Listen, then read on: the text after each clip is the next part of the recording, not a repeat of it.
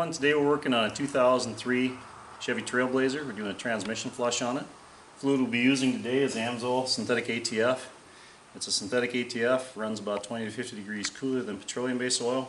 This gives you about twice the service life, tremendously extends the life of your transmission.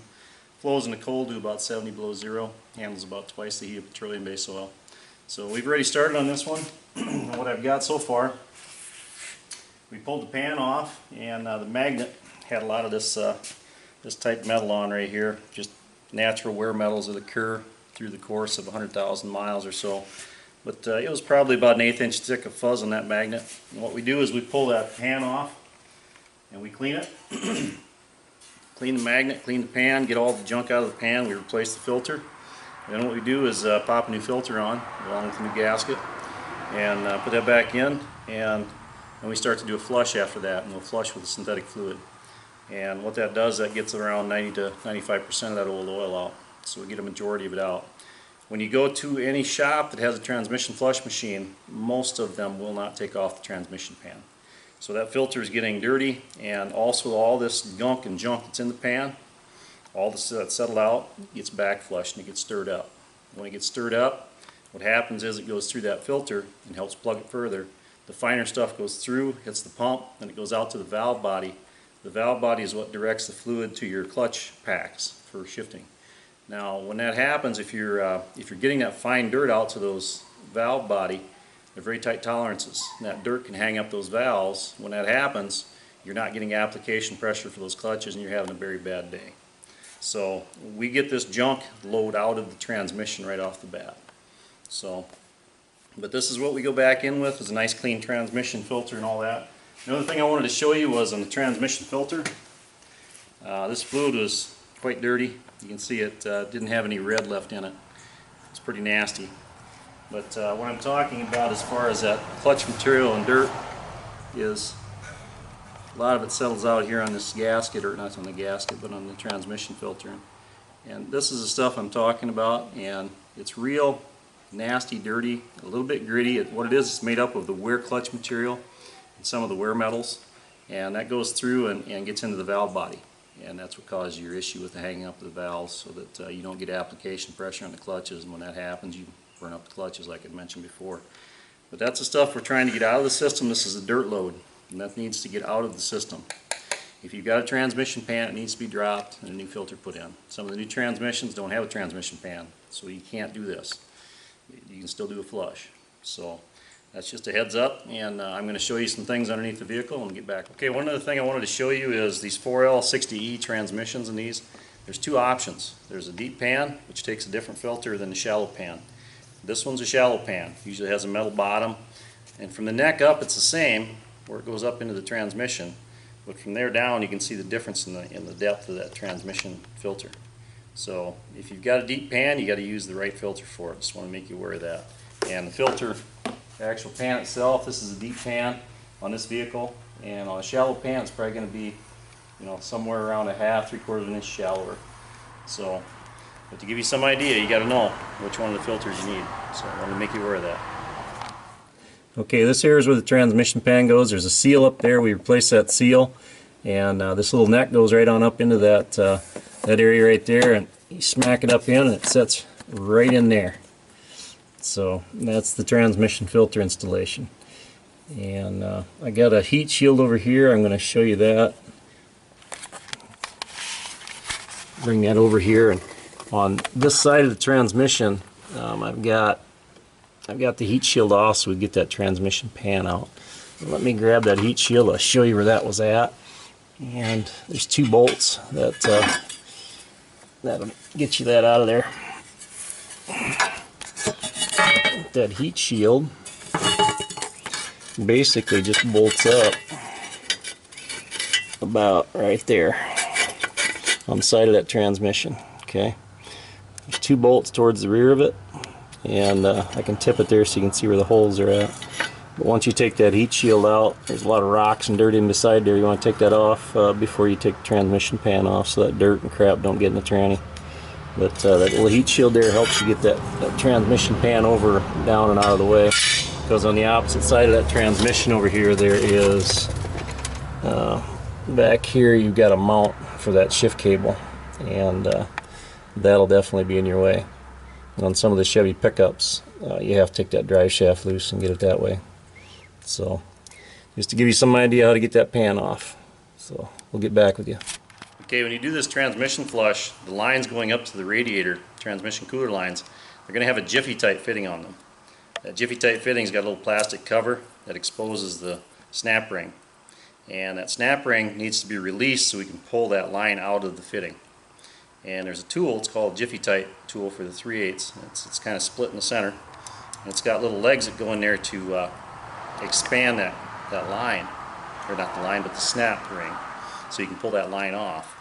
And you twist it a part of a turn, and then you pull off like so. Now it works pretty good as long as you can get both hands in there. A lot of these areas on these vehicles where they got these cooler lines, you can't get both hands in, so the Jiffy type tool, just for me, it doesn't work all the time. So in that case, what I'll do if I got a real tight one is I can usually get a corkscrew type O-ring pick up on that little clip, and I can get a hold of that and pull it off. Okay, and then don't lose that clip. They don't sell that separately. You'd have to buy the whole fitting, and then you can go ahead and pull it off. Okay, and then when you get that fitting off, you can see there's 3 slots around the edge where this thing snaps into. And what you do is you bridge one of those with these legs of that spring clip, and then you push it on evenly. And once it's in evenly, there's 3 spots of contact. Okay. Now, what I do is once that line's unhooked is I'll take a 3/8 poly line, which matches the diameter of the snout of this tube. And the O-ring seals right here on that snout.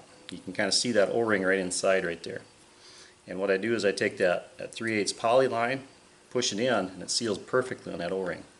So I got a nice seal, and I can take that fluid right on out of that cooler and into my drain pan.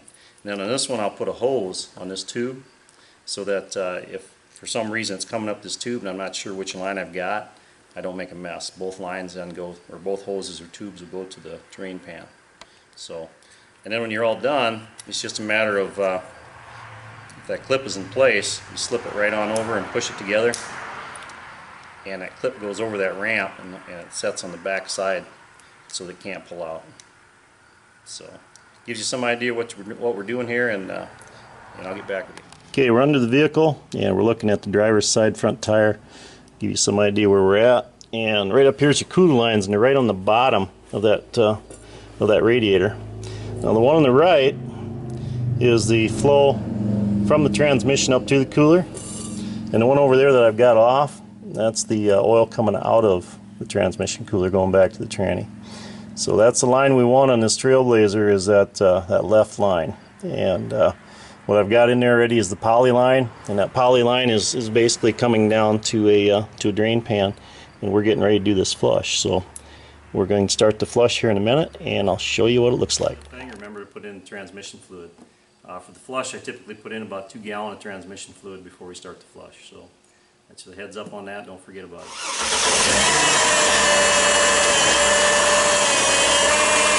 Okay, we're starting the flush here.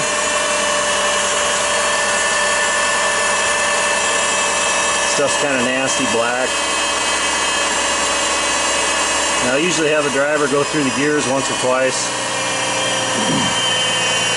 And I'll wait till I see a good color change before we stop the flush. And if the 2 gallon isn't enough, if you got really dark fluid and it doesn't turn clean, then I'll stop and add another gallon or so and keep going until it comes clean.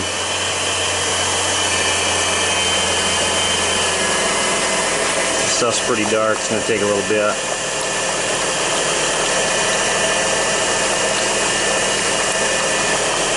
This transmission's got about 175,000 miles on it, and I believe this fluid's probably got at least 100,000 on it. So, take a little bit to clean it up.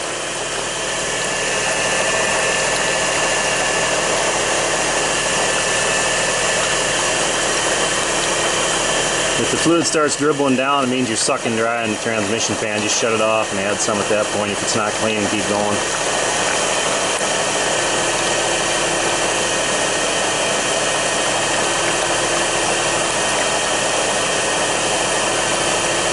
Yeah, it's starting to turn color a little bit here now. We're starting to get some air coming too, I believe. Yeah, shut it off.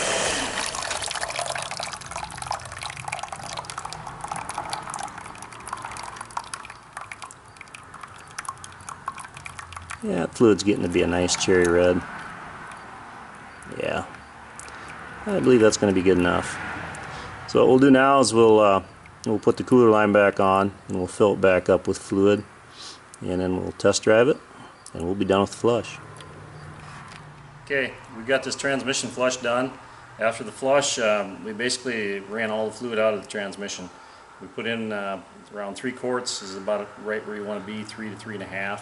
So the total flush on this one is about not quite a full 3 gallons. And that's usually what these take, is right in that neighborhood, depending on how dirty the fluid is. If the fluid's dirtier, it may take more oil to do the flush. You may have to do a longer flush to get it to come clean. So, you know, if it's dirtier, in that case, just keep going until it comes clean. So I wanted to thank you for watching this video. Another thing was the way I do these transmission flushes, I don't need a $3,000 machine to do what the transmission can do all on its own. I've been doing these flushes on various different models for the last 12 to 15 years and had excellent results with it. So don't be afraid to try it on your own. They're not hard to do. So thanks for watching my video and have a great day.